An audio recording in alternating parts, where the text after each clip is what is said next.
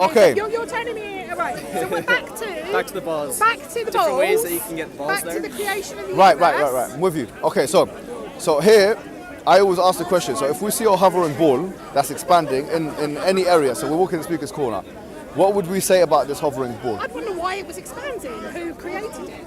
Okay, good, excellent. Yeah. So here I would ask the question, the universe is an expanding ball, yeah? You're Okay. saying that, yep. If you accept the idea of redshift and expanding universe, the Big Bang Theory, and the second law of I think thermodynamics, you can accept the Big Bang Theory without accepting the expansion of the universe theory, but yeah, go on. how? No, go on, you continue. Oh, okay, I okay, want all to right. hear the end of the story. Okay. So if that's what we accept, Yeah. yeah. So the question would be, okay, so we've got a ball that's expanding, which is the universe. It has a cause. Now with the process of deduction and inference, let's try and see what is the nature of the cause. History, yeah? Okay. Yeah, history. So what is the nature of the cause? What is causing that to expand? What is causing that ball to be even in the first place? Science. Okay, science, yeah. Yeah. What is science? Science is the combination of the gases, particles, molecules that go to make up the world that created the Big Bang and of course in the expansion of the universe. Do you agree that science is applicable to the 3D world that we live in, the universe that we live in? So I feel like this is a trick question, but I'm going to say yes. So for instance, like that we live in a universe, right? We do. And this universe, I would say that, I don't know who defined it thus, but I think this is a very good definition. Science is the study of the patterns and regularities of the universe. Yes. That's not my definition. Yeah, I'm not. No. I feel like I'm walking through the trap here. No. All right. I'm just trying to avoid it. Right. So if we're talking about pre-Big Bang, we're not talking about the universe. Why not? Pardon? Why not? No, we're not, because the universe is a human construct. No, because Of course it the is, pre-Big Bang. because we created the Because- idea of a universe, and we don't know what was out there before the Big Bang. Right. But if we're saying that the Big Bang, the singularity, led to the expanding universe that exists now, then naturally that which came before the Big Bang was not within the context of the universe. No, but it could have been something else. Like we've just found out in geography that I always thought like plates, the plates move because of convection cars. I've been teaching that for 15 years. Now they think it's something to do with slab pull and ridge push. So all I've been teaching has been wrong because science has finally caught up with us as humans and what we're trying to investigate. So I feel that there probably was something before the Big Bang, before our concept of the universe that was out there. But why is that necessarily a higher being? Why is that not just because science? first and foremost, I feel like you've given agency to science. Science is not something that is; it's something you do. Oh no! Science is something that is. It's No, not something. I mean. No. Okay, The go on. study of science is something you do. Yeah. But all the different concepts of science and what's happening right around you, Right. the Accepted. air that you Yeah. breathe. Agreed. So that's not agency to science. That's Right. Just, But science is not a willed being that causes things to be. no, it's an overarching term. It's a study, for all isn't the it? processes And that cause things to be. Okay, good. So science is how we science is how we see, right? The universe and how we kind of how we see the patterns of the universe, and we can break it down to like physics, chemistry, and biology, etc. And break it even further. Yeah, into even down. subsections of that, yeah. Okay, good. So from that perspective, what I would say to you is that when we talk about the cause of the universe, we're talking about. Would you agree that we will talk about a will of some sorts? A will? No. Yeah. I wouldn't agree. Why? Because I don't think there is a will behind chaos. Would you accept? I agree there's no ransom in chaos, but I don't think there's a will creating it. Because I don't believe that any God would create a world with certain things in it. Okay, but now before we get to that, Good. Before we get- Oh, good. before we get to that, Yep. I'll say to you that if we're saying before the universe there was a cause, and that inside the universe you'd accept that, because science, by the way, if we're saying science exists within the universe, we're accepting that patterns exist within the universe. All right, so we're looking at the universe within, like, we've seen the patterns in the universe, right? If there are patterns and laws, you'd accept there are laws of physics, yeah? Yes. So my question. To the point of further human understanding Right. of the laws of physics. Good, exception. All right, so we accept that there are laws of physics, yeah? As they stand. And would you accept that these laws of physics are complicated, or would you say that they are simple? Oh, incredibly simple. Really? Yes. How do you define complexity and simplicity? I was just winding you up. Very cool. All right, nice one. Okay, good. I don't know how to go into that. So if it's complex, if we accept that there are laws of physics which are complex, my question is, how did they come into being? And you accept that there's no such thing as random generations. You said that just now. No, there is random, but I don't think it's controlled by a will. Okay, let's move aside the idea of a will now. Okay. I'm asking the question: is the cause intelligent or non-intelligent? Non-intelligent. Okay, so my question. There is no intelligent design. So my question to you is: how could you have a complex universe without intelligence behind it? Because evolution. But you can't have evolution. Evolution feeds out dumbness. True, if you accept.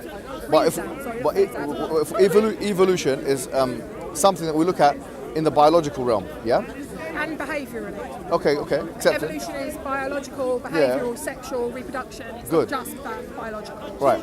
So if it's something that we see on a level which is biological, here we're talking about the inanimate. So this is not, we haven't reached the abiogenesis yet. No, yeah. We haven't reached where chemistry becomes biology. We're still at the stage where it's actually inanimate objects, celestial bodies, yeah, which don't have. Do you see what I'm saying? I do, but So my question is, how did the laws of physics come to be in that context? How is it that we have complex laws of physics in the context of the universe? What's your explanation for it? That's my question. fairies. Fairies. Okay, good. Okay, fairies. Is it more than one fairy or one fairy? It's just one fairy. One fairy. Okay, No, perfect. it's not fairies. I don't know the answer to that, but leave it to you. No, this is what I'm saying. Leave it to you.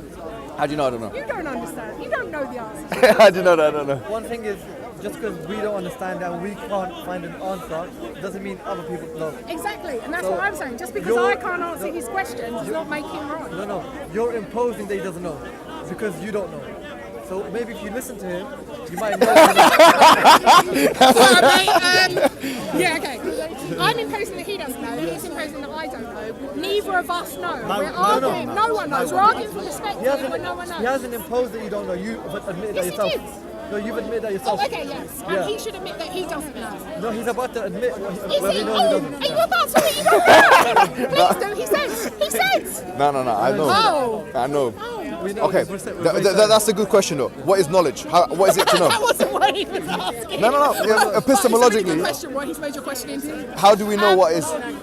No. Back to the original. Go on. I am admitting that I do not know. All right. What makes you so sure that you know? Okay, so this is a question of knowledge, yeah? Yeah. So of really epistemology. So I would say, Don't start me on that. I'm doing my research on this. I know. Have another. Oh. More microphones for the email. They can hear you, trust me, it's good. No, they can. It's good. Oh, they can hear you. That's good. Thank you not so much. What was I saying? All right. So what I was saying to I you, don't know. I got lost 10 minutes ago. knowledge, right? How do you know that you exist? I don't. I don't actually know that I'm not a dream. Going back to idealism. I don't know that I'm not a construct of someone else's mind. But even if you were a dream, Yeah. you'd be either someone's dream or you'd be a dream, right? So that would prove existence because, do you know? See, if I was someone's dream, that would prove existence of higher being more than if I was not. Yeah.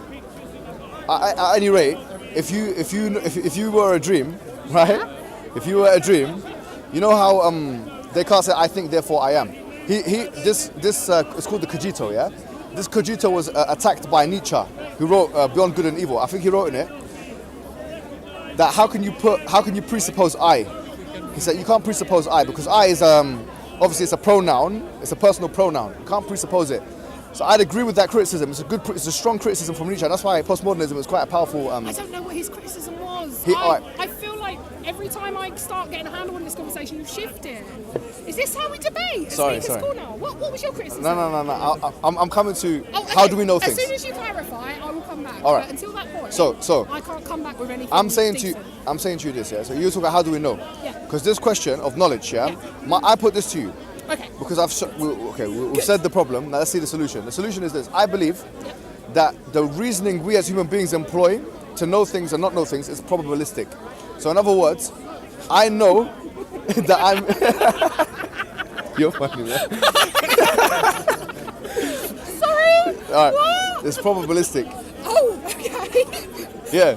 Yeah. So in the sense that I have epistemic probabilistic reasoning, yeah, that happens on a daily basis. For instance, I'm holding I've also read that university. I'm holding this cup, yeah, which is whatever, yeah. I know I can say with certainty I'm holding this cup. I'm here and I'm holding this cup. Why? Because for me, epistemologically, what I class as knowledge is not necessarily that which reaches the 100% threshold. So for me, even though there might be a 1% chance that, okay, I might not be here and I might be asleep right now, but I'll say, probabilistically, based on my experience and based on the fact that I trust my senses, that's my presupposition, I'll say, okay, I'm here and I'm holding this. Do you get it? So, that's a good point. So based on the evidences, I put all those evidences together to come with this kind of aggregate probability, and that happens subconsciously with us on a daily basis, and then I say, okay, this is or this isn't.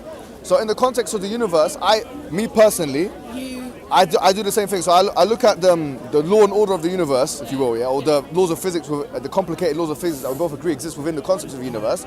And then I say, okay, probabilistically, looking at the options that we have, you can either have that this came from randomness, which we both reject, or it came from nothing, which we both reject, or that it was a chain of X amount of universes, which we would not have any evidence for, or that it was caused into being by an intelligence. So would you say that that is the most appropriate of the four options? Evidence for that is? The evidence is the cause itself. So I believe in causation. Yeah, but you just said there's no evidence that there was, but the cause. I don't know what your All right, evidence is. so I understand that you see that and you're basing it on cause and effect, right? So look, I don't need to see the fact that someone, you see that horse's head there. I don't need to see that horse's head again. Actually, I'm just using, I don't know, it's quite interesting. It's the green thing in the middle there. Cool. It's a horse's head in Marble Arch, okay? And it was created by a man. Or maybe many men. Many men. Maybe women, maybe, you know. Maybe women. That'd be nice if we could make that, wouldn't it? No, it's usually engineering and architecture is dominated by men, so it's probably men. But is it beautiful? It's probably made by women. That one, I don't think so. I agree with that. That's probably. So I don't need to see that the construction, the architecture take place. Made right. by a human. To know that it's made by a designer. Or an intelligence. Thank you. Right. Now the same thing I would say applies with the universe. Do you think it was a human designer or an animal? Well, probably a human one. Well, okay, so human. I was right. I'm good. I like that. I said probably. Oh yeah, no, I'm just probably. This is all probably. Okay. Do you get what I'm saying? I do. All right. So in the context of the universe. I believe that everything around here, the buildings, the vehicles, the road, was made by humans. I believe they were made by a designer. But why?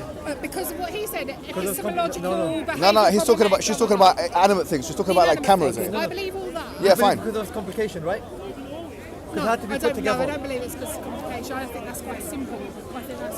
What, making the horse head? Yeah. It's simple. Yeah. I do engineering. It's not simple.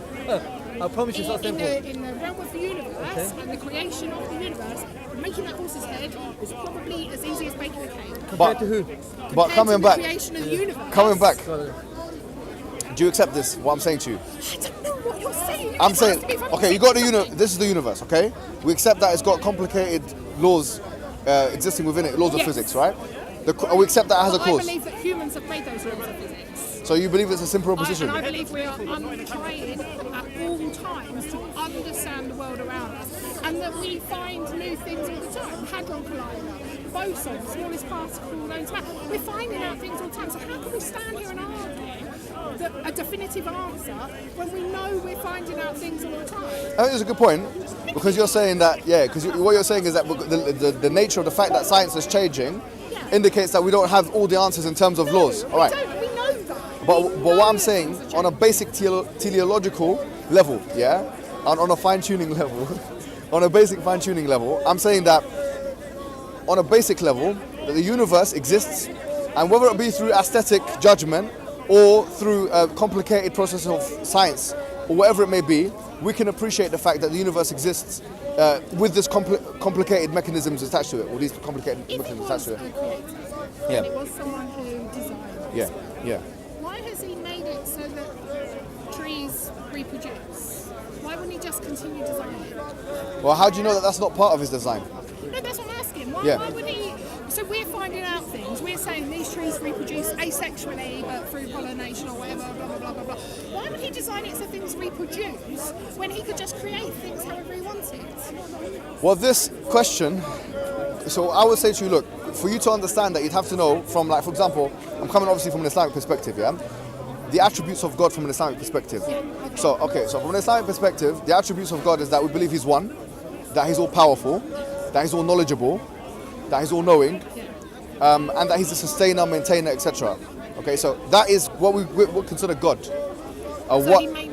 So he maintains things. But maintain. Yeah. So he would allow that tree to. Exactly. Okay, that makes sense, So yeah. from that angle, and that's also deducible, I would say, like logically. Yeah. So if God created the universe and the universe is contingent upon His existence, therefore everything within the universe is automatically in default at the will of God, or at the will of that entity that exists outside or is transcendent of the universe. Yeah, so it's not inside of it. Also, if you can use the same argument, say there was trees just there, someone would be like, why didn't God create it in a way where it replicated? And then you see, there's no criteria where you end. Would we do that if He created us to not think about science? Like if there was no science? No, but the fact that we're here now is what we can speak about. We can't speak about things that are potentials that don't exist. It doesn't make sense. We can only speak about the potential that matters to us, which is what we're doing. But moving on, so here, this is the thesis, Doc. I want you guys to know the Islamic thesis, yeah? So the Islamic thesis is this. So we will say that instead of believing, because in the Quran it says, أَمْ خُلِقُوا مِنْ غَيْرِ شَيْءٍ أَمْ هُمُ الْخَالِقُونَ.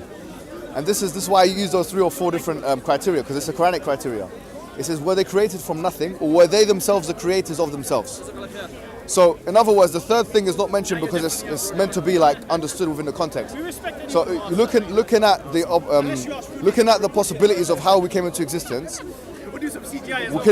we've already ruled out that we can't come from nothing, and that we couldn't be self-creators, because for us to be self-creators or for the universe to self-create, it would have to exist and not exist at the same time, which would be a logical contradiction. So, of these options, we've concluded that the idea of a creator being the initiator of such a process and the maintainer of it is the most. I haven't created that, but you're saying. Yeah. So from that's the first point. So we will say that after that's been established, now the question is, what's the purpose of life? And I want to put it this way. Yeah, I want to put it this way, right? I put it this way. I've been talking to you the whole time. No, I know. Look. Me as well. Be convinced. Okay, look. Look, I've used this once in speaker school. Let me use it again, yeah? I've said that, imagine one day, yeah? You're on a, have you heard me say this before? You're on a train, yeah? You're on a train, you wake up, you find yourself like on a train, or on a boat, or on a ship, or on a plane, or any vehicle. And you wake up, you see yourself and it's moving, yeah? What's the first question you're gonna ask yourself? What? Yeah, why am I here? Yeah, where am I going?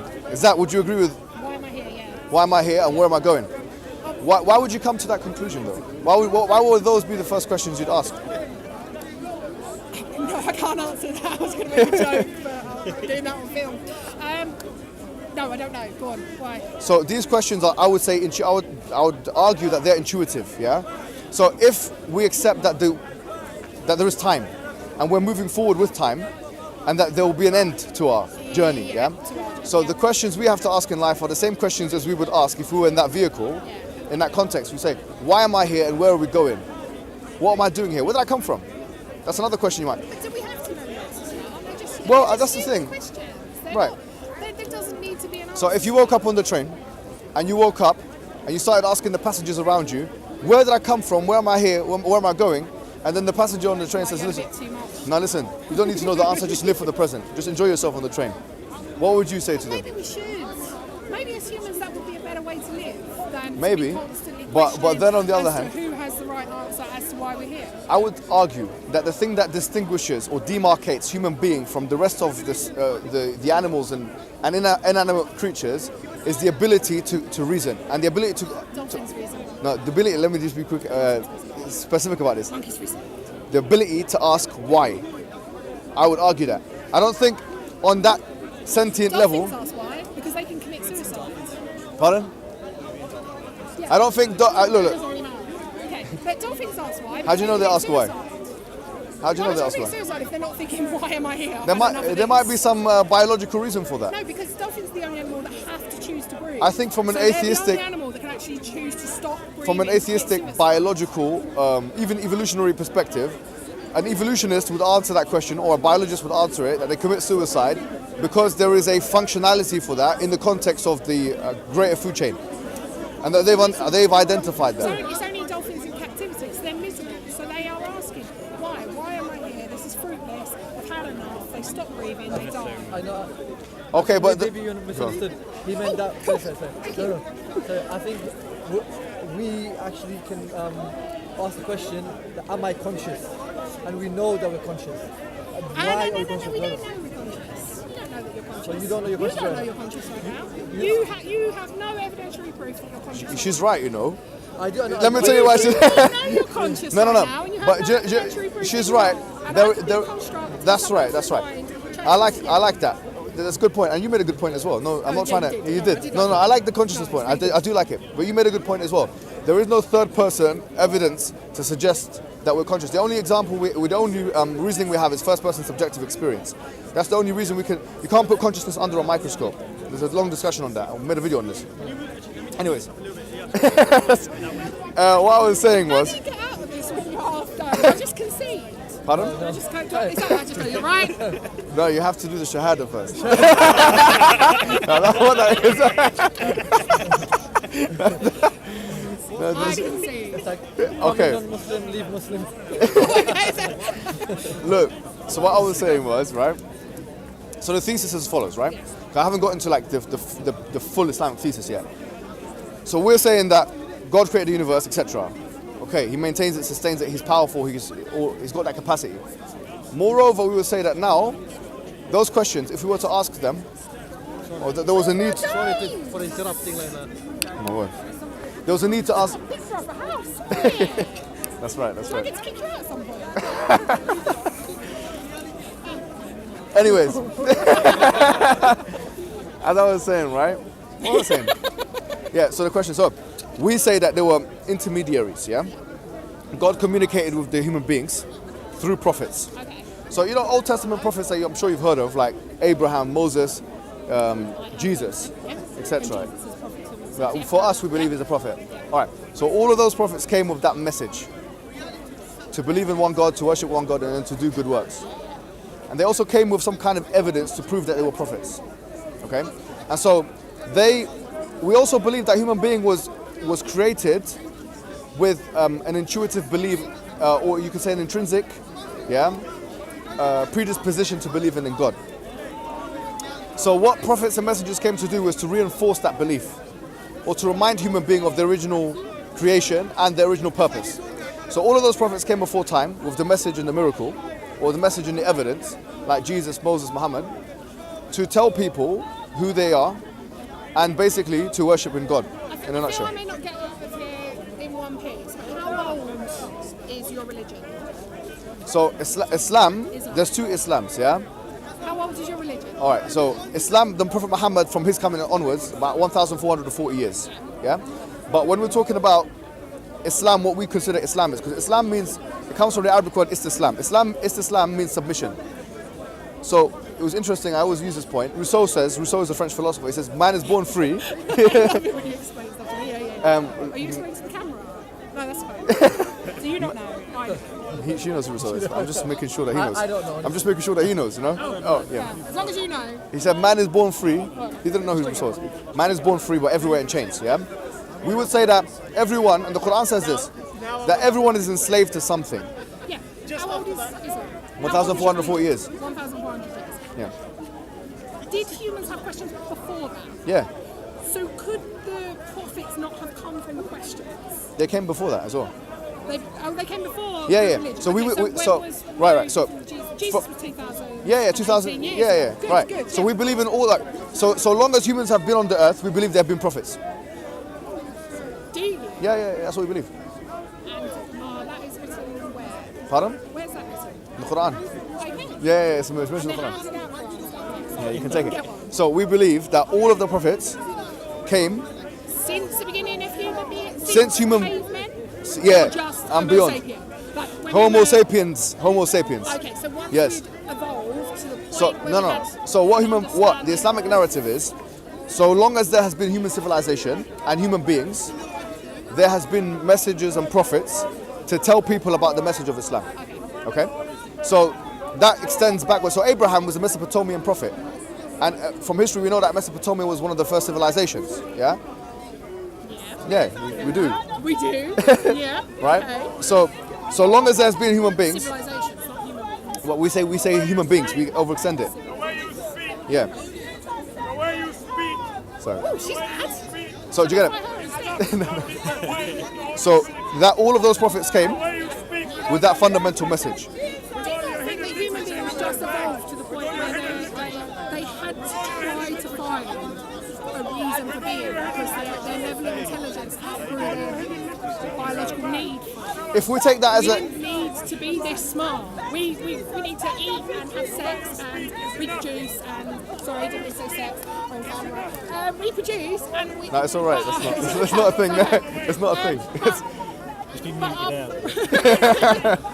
But our brains evolved beyond that, and so that would be where we start going and have an existential crisis. And suddenly there's a religion, there's questions. Why am I here?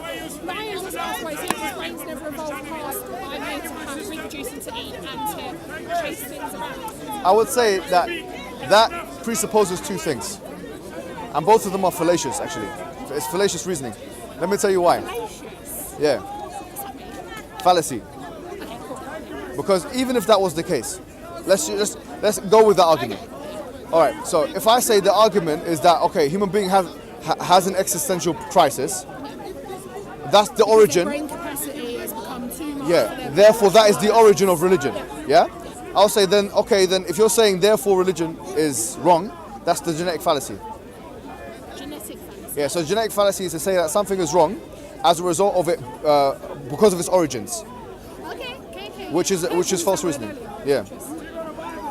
So religion has come from human beings. Well, we can't deny religion because that would be a genetic. No. If we're saying that human being has an existential crisis, and therefore human being has Creates religion. not creates religion, has felt the need to ask questions like why and whatever, like why am I here and all these things, and therefore these questions are social constructs, if you will. That doesn't mean that God doesn't exist. Yeah, it doesn't mean that. Okay, good. Yeah. All right, I agree there. Yeah. So my point to you is this: is that Bad argument. right? That's all right. Are we allowed to know? Honestly, go away. No, it's okay. So the point I'm trying to kind of get to is this. So Islam, as a thesis, the final prophet is Prophet Muhammad. Now, the main difference between Prophet Muhammad and all the other prophets that came before him in our thesis. Did you just make that Prophet Mohammed? Yeah, I shouldn't have done that. I shouldn't have done that, should I? More respectful to your religion. Fair enough, I might get refuted online now. There's going to be some videos. Some guy with a knife or a gun, and a black flag behind him. So and this cup here, yeah? So this man is talking about, Prophet Muhammad in this cup. Anyways, We can cut. what I was going to say was that the main point of demarcation is that we would say that Prophet Muhammad, he was a universal messenger, which is mentioned in chapter 7, verse 158 of the Quran. So he was sent for all of humankind. Whereas all of the other prophets were sent for their localities and their times. That's the time. And even in the Bible, if you look at like Matthew and Mark, Jesus is meant to have said, Why all round that area? Why? Why there? Why not in Europe? Or the So we would say, Americas? we would accept that there were prophets that were probably sent to these areas. We believe in black prophets. So Moses for us is a black man. Yeah? We have Luqman, who's a black man. For us, there's a hadith that says 124,000 prophets. So 124,000 to represent the scope of humanity aforetime. So there were prophets that were, like for example, depictions of Jesus are kind of white. We have conflicting narrations. Some say that he's kind of brown, darker than me, and some say that he is kind of like white. Prophet Muhammad was maybe this man's color. Yeah. So the thing is, really and truly, we have a range of different. In the Islamic narrative, we have a range of different prophets, but all of them came from a variety of different countries and different places. Prophet Muhammad represents the last of those. He's not white and he's not black. He's somewhere in between, if you think about it. So white is probably maybe because to kind of represent as much of humanity as possible, possibly, from a racial perspective. But you could also say that he was centrally located, because Saudi Arabia, if you look at a world map, is kind of centrally located. So the expansion of Islam, westward and eastward,